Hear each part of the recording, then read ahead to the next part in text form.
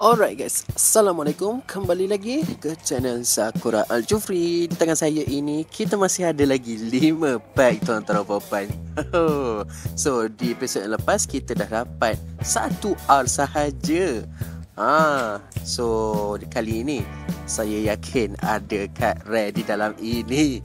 Alright, so first pack, bismillah.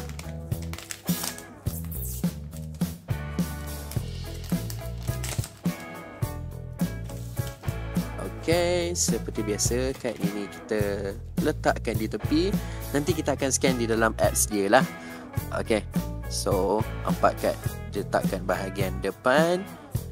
Dan voila, buka-buka saja kita dapat gaya Arc Hikari. Okay, efek ni adalah BP increase when opponent type speed. Okay, the Civil Eyes of Isaac. Okay, itu singkat untuk Ultraman Gaia. Singkat untuk Ultraman Rosso dan Blue, in the name of Ultraman. Dan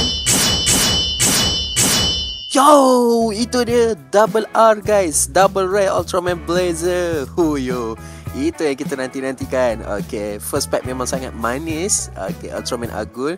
Okay, rare biasa. Okay, nice. I like it. Saya tak ada lagi kad ni. Baguslah untuk buat deck Blazer ni. Sebab kad dia boleh decrease kan BP opponent tu. Memang power. Alright, next pack. Kad point letak bahagian tepi. Dan 4 kad kita alihkan ke depan. Alright, bismillah. Okay, kad biasa guys.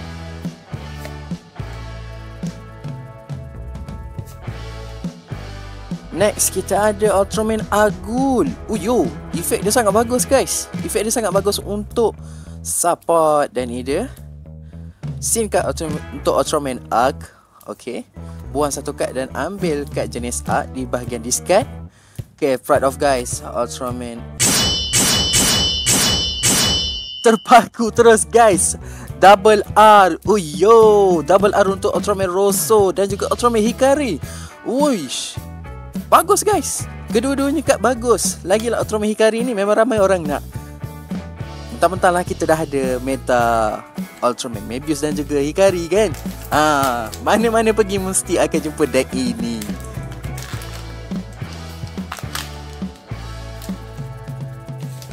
Yang seterusnya, semoga ada manis-manis. Alright, 4 kad dia letakkan bahagian ke depan. Okay, alright, Ultraman Gaia, Ultraman Blue. Okay, support card bagus. Mebius. Okay, efek dia biasa saja. Zarime. Okay, saya tak sukalah card jenis kaiju ni sebab dia banyak debuff. Okay, singkat untuk Ultraman Hikari, Sword Master from Space. Dan okay, Ultraman Arc Saturn Armor. Okay, bagus. Dan pack ni sangat bagus guys. Kedua-duanya adalah Ultraman Arc. Okay, so dia saling berkait lah. Kedua-dua efek ni, efek dia untuk increasekan BP karakter. Karakter diri sendiri sajalah, Ultraman Arc. So pair dia memang sangat bagus lah kalau ada dalam deck ni. Okay, bagus. I like it. And then next. Okay, letakkan di tepi. 4 kad dia letakkan bahagian depan. Bismillah. Okay, Ultimate Zero. Okay,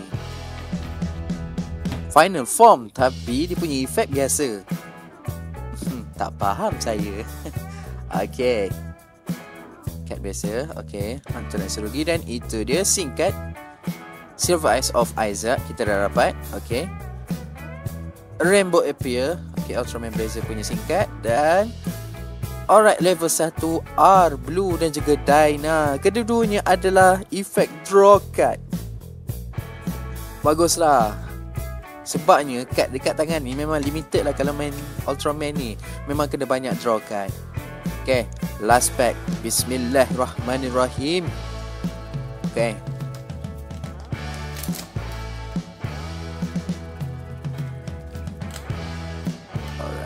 kita buka dengan penuh harapan. Semoga tidak dapat hampa lah. Bismillahirrahmanirrahim.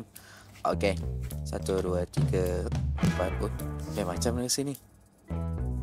Macam ni guys. Bismillah. Guys, kita dapat AP Agul. Kad rare tuan-tuan dan puan-puan. Ini sekeping mencecah harga 120. Yo. Okay, Ultraman Rosso. Okay, biasa. Ultraman Arc. Okay, kad Seisha. Bagus. Hunter Knight Tsurugi. Ultraman Hikari. Okay, efek biasa saja. Next, kad biasa. Kita skip saja. Resurrection of Agus. Dan double Rosso lagi tuan-tuan dan puan-puan. Pack ini memang sangat bagus.